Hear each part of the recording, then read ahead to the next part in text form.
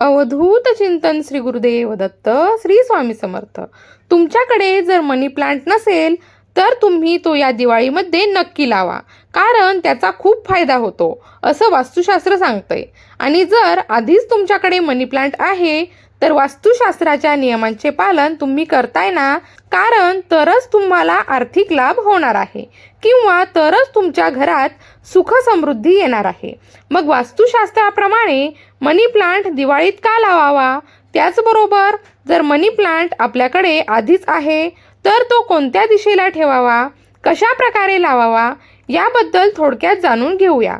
मंडळी, एखाद्याच्या घरी आपण गेलो आणि त्याच्या गॅलरीमध्ये भरपूर छान छान झाडं लावलेली असली तर आपलं मन आपोआपच प्रसन्न होतं की नाही?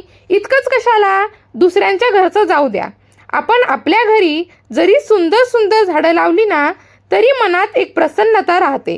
कितीही कटकट होऊ द्या, बाहेरनं कितीही वैतागून आलो ना तरी आपण आपल्या गॅलरीत जाऊन उभं राहिलो किंवा अंगणामध्ये जाऊन उभं राहिलो, अवतीभोवती हिरवीगार झाडं असली की मन आपोआप प्रसन्न होऊन जातं.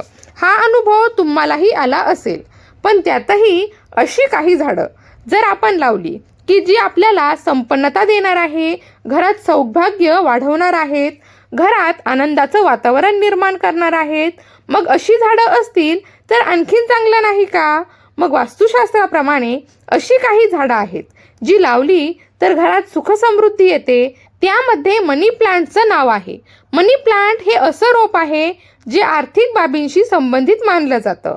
या रोपट्याचा संबंध थेट आर्थिक गोष्टींशी मानला जातो. एक मिनिट, पण पुढे सांगण्याआधी तुम्ही मनी प्लांट लावा आणि तुमच्या घरात पैशांचा पाऊस पडेल असं माझं म्हणणं अजिबात नाही. कष्ट, प्रामाणिक प्रयत्न हे तर प्रत्येक माणसाने करायलाच हवेत. पण वास्तुशास्त्रानुसार काही अडचणी आपल्याला जेव्हा येतात, प्रयत्न करूनही यश मिळत नाही, तेव्हा मात्र या छोट्या छोट्या उपायांची मदत आपण निश्चितच घेऊ शकतो. आणि फक्त एवढंच नाही, जर तुमच्याकडे मनी प्लांट आहे आणि तुम्ही त्याची नीट निगा नाही ठेवत, काळजी नाही घेत, तर असा मनी प्लांट पैसे कमाईचं साधन बनण्यापेक्षा पैसे गमावण्याचं साधन सुद्धा बनू शकतो.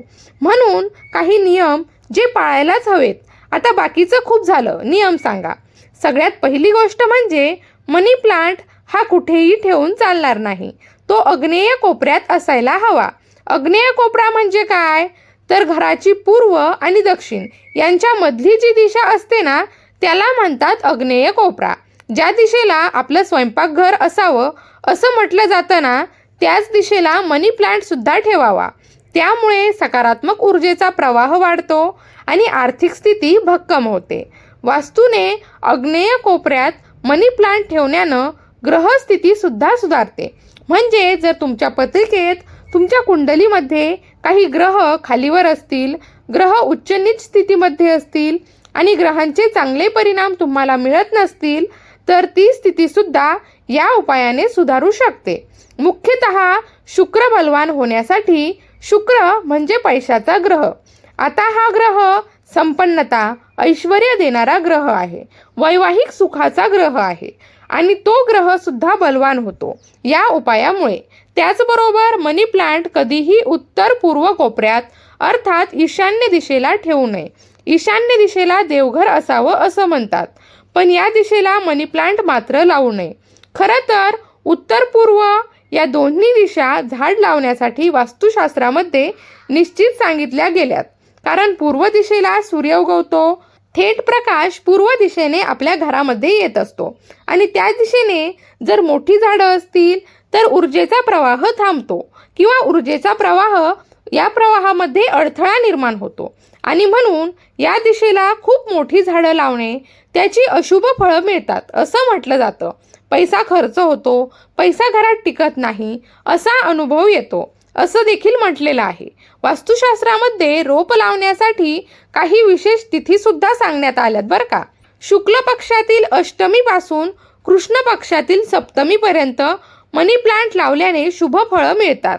दिवाळीतली धनत्रयोदशी आणि लक्ष्मीपूजन हे तर खास मुहूर्त ठरतात. जर तुम्हाला मनी प्लांट लावायचं असेल तर मनी प्लांटचं रोप वेलीस सारखं वाढतं, त्यामुळे त्याची वेल नेहमी वरच्या दिशेने वाढली पाहिजे. हे नेहमी लक्षात ठेवा. मनी प्लांटचा स्पर्श जमिनीला होणार नाही, म्हणजे त्याची जी वाढती वेल आहे त्याचा स्पर्श जमिनीला होणार नाही याची काळजी घ्या. त्याला आधार देऊन वरतीच तो जाईल अशा पद्धतीने बांधा. मनी प्लांटची वर जाणारी वेल समृद्धीदायक मानली जाते. मनी प्लांटचे कोणतेही पान सुकलेले किंवा पिवळे पडले तर ते ताबडतोब काढून टाका, कारण असं म्हणतात की अशी पानं सुखसमृद्धीमध्ये अडथळा बनतात. एवढी काळजी घेतली तर मनी प्लांट लावण्याचा हेतू सफल होतो. तुम्ही निसर्गाची काळजी घ्या, निसर्ग तुमची काळजी घेईल. इतकं साधं सोपं गणित आहे. आता या व्यतिरिक्त तुमच्यापैकी अनेकांचं म्हणणं असेल, आमच्याकडे खूप वर्षांपासून मनी प्लांट आहे, आमच्या आर्थिक स्थितीत काहीही सुधारणा झाली नाही. मग तुम्हाला तुमची आर्थिक स्थिती सुधारावी यासाठी आणखी काही उपाय करणं गरजेचं आहे. तर मग अशा वेळी प्रभावी उपाय आणखीन करण्यासाठी आपण प्रयत्न करायला हवेत. तर मित्रांनो, वास्तुशास्त्र, ज्योतिषशास्त्र, अंकशास्त्र यासारख्या विषयांवर तुमच्या मनात काही शंका असतील तर त्या कमेंट बॉक्समध्ये नक्की विचारा. तुमच्या प्रश्नांची उत्तरं घेऊन येण्याचा मी नक्कीच प्रयत्न करेल. त्याचबरोबर आणखीन कोणत्या विषयांवरचे व्हिडिओ तुम्हाला ऐकायला आवडतील ते सुद्धा मला कमेंट करून नक्की सांगा. म्हणजे तुम्हाला हव्या असणाऱ्या विषयांवर सुद्धा व्हिडिओ घेऊन येण्याचा मी नक्कीच प्रयत्न करेन. ज्योतिषशास्त्र, अंकशास्त्र, वास्तुशास्त्र यांसारख्या विषयांवरच योग्य मार्गदर्शन तुमच्यापर्यंत पोहोचवण्याचा माझा हा छोटासा प्रयत्न आहे. तेव्हा तुमच्या शंका कमेंट बॉक्समध्ये नक्की विचारा. अशाच प्रकारच्या माहितीपूर्ण व्हिडिओसाठी आपल्या यूट्यूब चॅनलला सबस्क्राईब करून घ्या. आणि तसेच व्हिडिओ आवडला असेल तर लाईक करा, शेअर करा. भिवू नको, स्वामी सदैव पाठीशी आहेत.